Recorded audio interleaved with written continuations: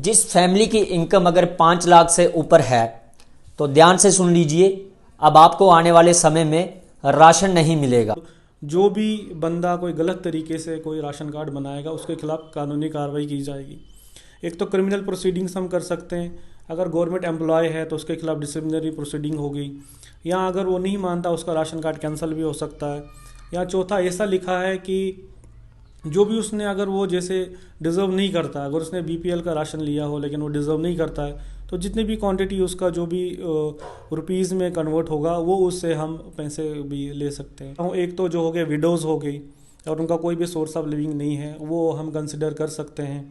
दूसरा हो गया डेस्टिट्यूट वुमेन्स हो गई, जिनको मीन्स खाने का 2 वक्त की रोटी मुहैया नहीं हो। फैमिली इनकम अगर एक फैमिली की 5 लाख से ऊपर है तो उसको भी एक्सक्लूजन क्राइटेरिया में जो है एक्सक्लूजन टाइप ऑफ कैटेगरी जो राशन कार्ड है उसमें रखा जाएगा।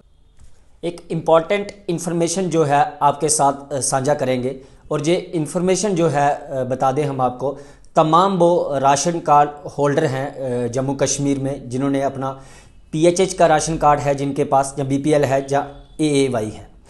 गवर्नमेंट की नोटिफिकेशन जो है कुछ दिन पहले निकली थी, जिसमें तमाम जो भी राशन कार्ड होल्डर हैं, बीपीएल हो या पीएचएच हो या एएवाई हो, लगभग 65 लाख तक ये क्वांटिटी जिनकी है, टोटल जो होल्डर्स हैं, कस्टमर्स हैं, कंज्यूमर, तो उस पर एक बात करेंगे कि जिस तरीके से उनको वेरीफाई किया जाएगा, क्या क्या एविडेंस लोगों को जो है अपने टीएसओ जितने भी हैं जम्मू कश्मीर में, तहसील सप्लाई ऑफिसर्स जो हैं, उनके पास लेके जाना है। इस पर हम खास बातचीत करेंगे। आज हमारे साथ assistant director CAPD Nasir Butt ji हैं, जिनके पास उधमपुर के साथ साथ रियासी का भी एडिशनल चार्ज है। उनसे बात करेंगे। सर, सबसे पहले अर्ली टाइम में आपका स्वागत है। जी, मेरा नाम डॉक्टर नासिर अहमद बट है। मैं डिस्ट्रिक्ट उधमपुर में as assistant director food civil supply consumer affairs की सीट पे पोस्टेड हूँ। तो सबसे पहले मैं कहना चाहता हूँ कि ये जो एक हमारे जो वेरिफिकेशन है राशन कार्ड्स की, ये एक कंटिन्यूस प्रोसेस है। ये आज ही नहीं हो रहा है। जब से नब्सा इम्प्लीमेंट हुआ था 16 से या उससे पहले भी, तो टीएसओज या एडी अपने लेवल पर वेरिफिकेशन करते रहते थे। क्योंकि ये वेरिफिकेशन इंपॉर्टेंट इसलिए है क्योंकि दिन ब दिन देखो, जैसे जैसे अब एजुकेशन बढ़ रही है, कोई मुलाजिम लग रहा है तो स्टैंडर्ड ऑफ लिविंग भी लोगों का बढ़ता है। तो उसके चलते वेरिफिकेशन इंपॉर्टेंट होती है कि राशन कार्ड का जो है बेनिफिट अगर एक को मिल गया, वो अगर एम्प्लॉयमेंट लग गई उसको, तो वो डिज़र्व नहीं करता है, तो उसका बेनिफिट दूसरे एक किसी और फैमिली को मिलना चाहिए। तो अब पार्टिकुलरली जो नोटिफिकेशन आई है, नोटिफिकेशन जो आई है वाइड एसओ नंबर 41 के, ये 19 जनवरी को पब्लिश हुई थी हमारे डिपार्टमेंट ने। अब इस नोटिफिकेशन में अंडर सेक्शन 10 जो है वो क्लियरली लिखा गया है कि अब जो भी बंदा कोई गलत तरीके से कोई राशन कार्ड बनाएगा उसके खिलाफ कानूनी कार्रवाई की जाएगी।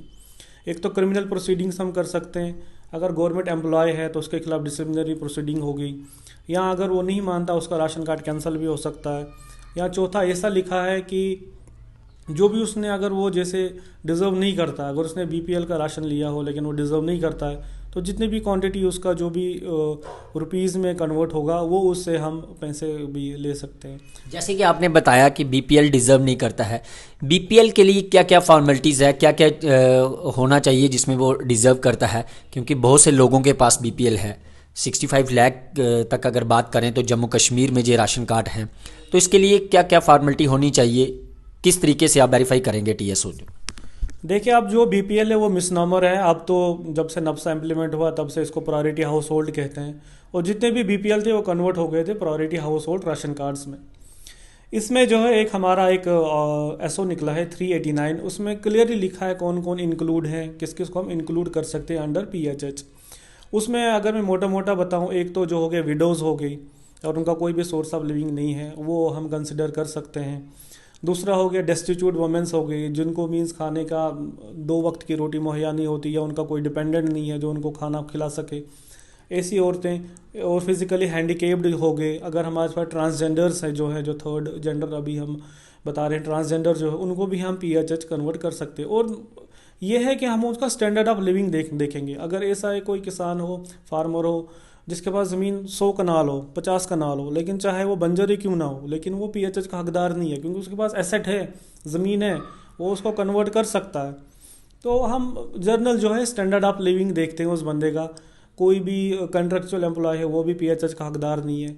तो ये है, बड़े मोटी मोटी चीज़ें यही हैं जो पीएचएच के हकदार हैं। जैसे कि आपने लैंड की बात की, जिसके पास मोटी मोटी लैंड है, अगर बात करें तो कितना क्राइटेरिया है, कम से कम कितनी लैंड जिसके पास होगी, फार्मर है तो कितनी ज़मीन होनी चाहिए जिसको बीपीएल प्रोवाइड किया गया है, वो सही है जहाँ गलत है? नहीं, लैंड का ये है कि अगर किसी को 10 कनाल ज़मीन है तो वो एपीएल में होगा, means non priority house hold होगा। अगर वो सिंगली 10 कनाल ज़मीन कहीं उसको ओन है तो वो एपीएल में कंसिडर किया जाएगा, नॉन प्रायोरिटी हाउस होल्ड में कंसिडर किया जाएगा। अगर जॉइंटली एक फैमिली में अगर जॉइंट 2 भाई है, उनके पास 20 कनाल है, तो वो भी एनपीएचएच में कंसिडर किए जाएंगे। और अगर अर्बन एरिया है, अर्बन एरिया में 20 कनाल रखा हुआ है क्राइटेरिया। इसमें कोई कच्चा हाउस या पक्के हाउस का कोई सिस्टम है कि जिसके पास पक्का मकान है तो उसको नहीं मिलेगा? नहीं, देखो ऐसा तो कहीं गाइडलाइन में लिखा नहीं है, लेकिन हम वही मैं बता रहा हूँ कि हम जनरल स्टैंडर्ड ऑफ लिविंग देखते हैं उसका। अगर वो कॉन्ट्रेक्चुअल है तो उसके पास पक्का मकान होगा, वो बना सकता है मकान, तो हम ऐसे ही इसमें क्राइटेरिया रख सकते। ऐसा स्पेसिफिकली लिखा नहीं है कि हाँ ये लिखा है कोई अगर लैंडलेस है जिसकी ज़मीन ही नहीं हो तो वो कंसिडर कर सकते हैं हम प्रायोरिटी हाउस होल्ड में। हमारे पास एक राशन कार्ड कैटेगरी है जिसको हम एक्सक्लूजन बोलते हैं। मीन्स वो राशन कार्ड तो उसके पास होगा, एज ए आइडेंटिटी प्रूफ होगा, लेकिन उसको राशन नहीं मिलता है। तो उसके लिए कुछ क्राइटेरियाज हैं, जैसे मैंने आपको बता दिया कि अगर एक फैमिली में कोई भी मेंबर हो जो इनकम टैक्स पे करता हो या कोई भी प्रोफेशनल टैक्स पे करता हो, वो एक्सक्लूजन में कंसिडर किया जाएगा। नंबर 2, ऐसे बिजनेसेस जिनका टर्नओवर 25 लाख से ज़्यादा है एक साल में, वो एक्सक्लूजन में कंसिडर किए जाएंगे। और दूसरे वो हैं जो भी गेजेटेड ऑफिसर्स हैं, चाहे गेजेटेड ऑफिसर गवर्नमेंट में है या इक्विवेलेंट पोजीशन पर किसी दूसरे प्राइवेट इंस्टीट्यूशंस में है या बैंक्स में है, वो भी कंसिडर किया जाएगा एक्सक्लूजन में। और सबसे बड़ी बात इसमें यह है कि जो भी फैमिली इनकम अगर एक फैमिली की 5 लाख से ऊपर है तो उसको भी एक्सक्लूजन क्राइटेरिया में जो है एक्सक्लूजन टाइप ऑफ कैटेगरी जो राशन कार्ड है उसमें रखा जाएगा। इसके अलावा जो हमारे जो हैं रिप्रेजेंटेटिव्स, एमएलए, कॉन्स्टिट्यूशनल बॉडीज़, वो तो हैं ही हैं एक्सक्लूजन में। लेकिन मेन बात जो इस नोटिफिकेशन में जो ऐड की है वो है income bar of 5 lakh, means 5 lakh से ऊपर जिसकी भी इनकम है फैमिली की, वो एक्सक्लूजन में फॉल करेगा। बहुत बहुत शुक्रिया। आपने देखा कि जिस फैमिली की इनकम अगर 5 लाख से ऊपर है तो ध्यान से सुन लीजिए, अब आपको आने वाले समय में राशन नहीं मिलेगा। आपका राशन कार्ड सिर्फ एक आईडी प्रूफ के तौर पर रह जाएगा।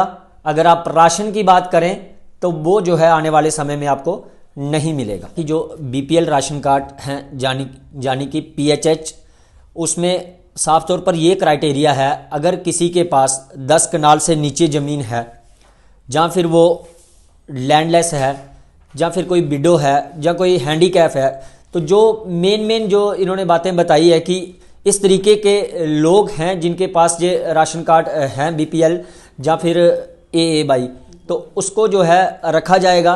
अगर उसके अलावा की बात करें तो जिनके भी पास बीपीएल राशन कार्ड है, जिन्होंने अपनी पावर का इस्तेमाल कर बनाया है या किसी तरीके से बनाया गया है, तो उसके ऊपर कार्रवाई की जाएगी। उन लोगों से यही अपील है कि वो अपना राशन कार्ड सरेंडर कर दें। और हर टीएसओ को इनका यही कहना है कि टीएसओ की तरफ से चेकिंग की जाएगी। अब जब राशन दिया जाएगा तो उनसे वेरिफिकेशन भी की जाएगी। तो फिलहाल आप देखते रहिए अर्ली टाइम्स। अश्विनी शर्मा की रिपोर्ट उधमपुर से।